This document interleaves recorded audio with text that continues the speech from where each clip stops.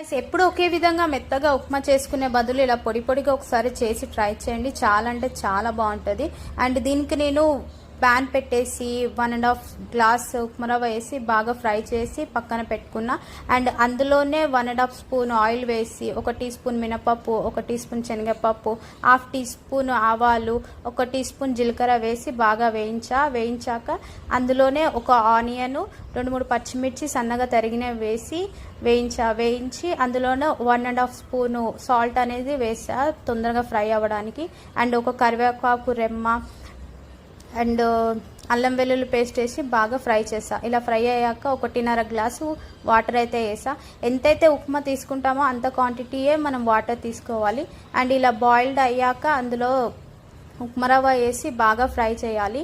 5 నిమిషాల పాటు మూత పెట్టి మధ్యలో చెక్ చేసుకుంటా ఉప్మాని కలుపుతూ ఉండాలి. అండ్ ఫైనల్గా ఉప్మా అయితే రెడీ.